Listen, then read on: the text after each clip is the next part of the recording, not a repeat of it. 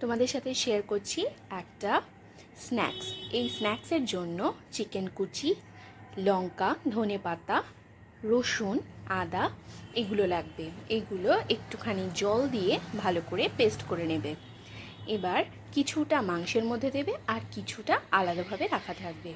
মাংসের মধ্যে আরেকটু লঙ্কার গুঁড়ো, বিট নুন, ভাজা মশলার মধ্যে জিরে, ধনে, শুকনো লঙ্কার মৌরি আছে, আর নর্মাল নুন দিয়ে ভালো করে মেখে রাখবে।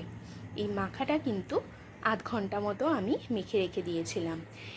আর যে একটুখানি গ্রিন চাটনিটা থাকলো সেইটার মধ্যে দই আর একটু চিনি মিলিয়ে একটা গ্রিন চাটনি আমি বানিয়ে নিলাম। এবার কড়াইয়ের মধ্যে হালকা একটুখানি তেল দিয়ে কয়েকটা আমি ডিমের অমলেট করে নিচ্ছি। এরকম ছড়িয়ে ছড়িয়ে দিয়েছি, কারণ ডিমের কুসুমটা মাঝখানে হয়ে গেছিলো। খুব বেশি ভাজবো না কড়া করে, জাস্ট যখন দেখবে শক্ত হয়ে গেছে উল্টে দেবো।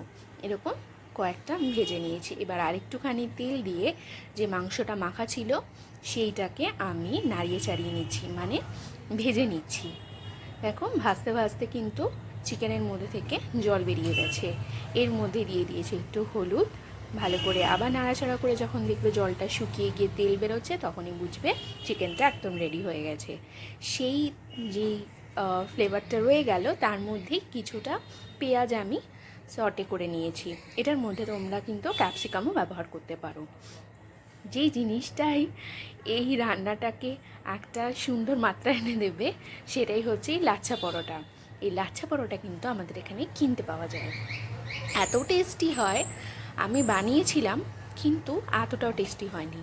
এবার লেয়ারিংয়ের পর্যায়ে, লেয়ারিংয়ের সময় তোমরা লাচ্ছা পরোটার উপরে দিয়ে দেবে ডিম ভাজাটা, তার মধ্যে একটু বেশি করে চিকেন, লেবুর রস আর যে গ্রিন চাটনিটা বলেছিলাম সেটা, সঙ্গে দিয়ে দাও টমেটো কেচাপ।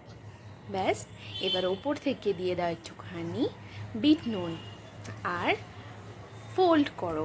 যে ফোল্ডটা আমি একটু করতে পারছিলাম না, কারণ বাইরে যখন আমরা রোল খাই সেখানে অতটাও পুর দেওয়া থাকে না, বাড়িতে তো তাই আমি একটু বেশি মাত্রায় পুর দিয়ে ফেলেছি। আর যেহেতু লাচ্ছা পরোটা তাই ওটার কোটিংগুলো খুলে যাচ্ছিলো, মানে লেয়ারগুলো খুলে যাচ্ছিলো। একটা পেপার নিয়ে আমি ভালো করে র্যাপ করার চেষ্টা করেছি, কিন্তু র্যাপটাও বেশিক্ষণ ছিল না, তার আগেই খাওয়া হয়ে গেছে। দেখো আমাদের রোল কিন্তু একদম রেডি।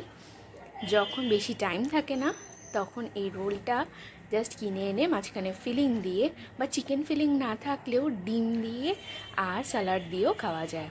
দারুণ হয়েছিল।